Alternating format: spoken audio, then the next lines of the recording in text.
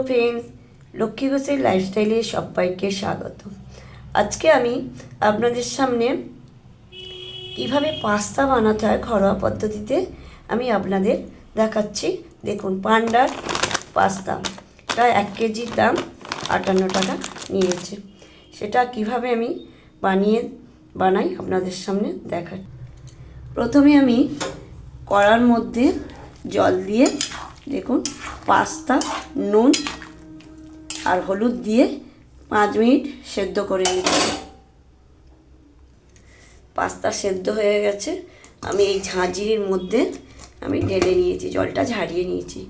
এবারে ওই একই কড়া ভালো করে ধুয়ে আমি সাদা তেল দিয়ে, আমি এই সানড্রপ তেল দিয়ে, আপনাদের সামনে যা রিফাইন তেল থাকবে আপনারা দেবেন। দেখুন, আমি সানড্রপ তেল দিয়েছি, আমার হাতের সামনে ছিল। আমি এবার এই একই কড়ার মধ্যে সমস্ত কিছু সবজি আমি কেটে নিয়েছি। কাঁচা লঙ্কা, পেঁয়াজ, ক্যাপসিকাম, বিনস, আলু, গাজর, একটা আলু, আপনাদের হাতের সামনে যা যা সবজি থাকবে দেবেন, খুব সুন্দর লাগবে। আমি সবগুলোকে নুন হলুদ মাখিয়ে প্রথমে সবজিগুলো দেব, তারপর পেঁয়াজ দেব। পাস্তাতে অনেকেই হলুদ খেতে চায় না, সাদা থাকে। আপনারা যদি না হলুদটা স্কিপ করতে পারেন, আমি হলুদ দিয়েছি। হলুদ দিলে সব দিকেই ভালো। হলুদটা অ্যান্টিসেপটিক, জানেন, হলুদের রোগ প্রতিরোধ ক্ষমতা বাড়ায়, সেই জন্য দেখতেও ভালো লাগে। হলুদটা আপনারা স্কিপ করতে পারেন যদি না ভালো লাগে।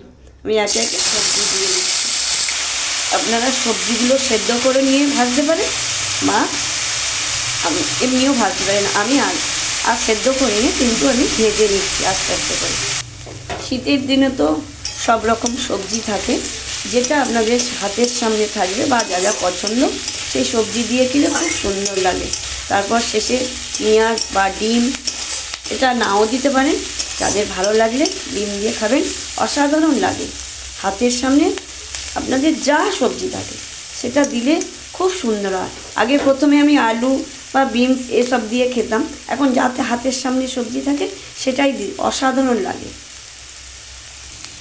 সবজিগুলো আপনারা সরু বা মোটা আপনাদের পছন্দ মতোই দেবেন। এরপর আমি পেঁয়াজটা দিয়ে দিচ্ছি। পেঁয়াজটা আগে থেকে দেবেন না, কারণ খোলা পুড়ে যেতে পারে বা এই কড়ার মধ্যে লেগে যেতে পারে। ভাজা ভাজা করে আমি এখানে ডিম ফাটিয়ে রেখেছি, দেখুন, আমি ডিমটা দিয়ে দেবো। এটা ভাজা ভাজা হয়ে গেলে, সবজি ভাজা হয়ে গেছে, এর মধ্যে আমি ডিমটা দিয়ে দিচ্ছি। ডিমটা একটু ভাজা ভাজা হয়ে গিয়ে আমি নেড়ে কুচো কুচো করে দেবো। এইভাবে একটু নেড়ে দিলে ভাজাও হবে এবং ডালে টুকরো টুকরো পড়বে। বাচ্চারা খুব মজা করে খাবে।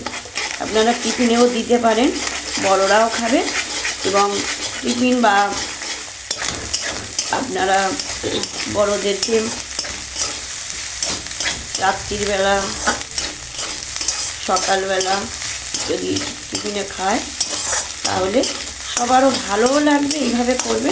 এবারে আমি পাস্তাটা দেবো, খুব মজা করে খাবে, বড় ছোট সবাই। এগুলো সমস্ত কিছু ভাজা হয়ে গেছে, এবার আমি পাস্তাটা দিয়ে দেব।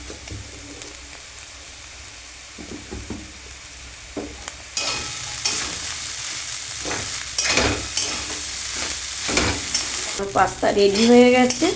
এবার আমি নামিয়ে আপনাদের সঙ্গে আবার ফিরে আসছি। আমার পাস্তা হয়ে গেছে, আমি শসা দিয়ে খাচ্ছি। আমি কিন্তু সস দিচ্ছি না, সস আমার ভালো লাগছে না আজকে। আপনারা সস দিয়ে খাবেন, আরও ভালো লাগবে। বাচ্চারা তো খুব মজা করেই খাবে। তো আমার চ্যানেলের বন্ধু হয়ে থাকলে চ্যানেলটিকে সাবস্ক্রাইব করতে ভুলবেন না। এই রকম নিত্য নতুন রেসিপি দেখতে হলে আমার পাশে থাকবেন এবং কমেন্ট করে জানাবেন, এবং এই রেসিপিটি করে দেখবেন কেমন লাগে। লাইক করবেন, বেশি বেশি করে শেয়ার করবেন। টাটা, বাই বাই, আজ এই পর্যন্ত।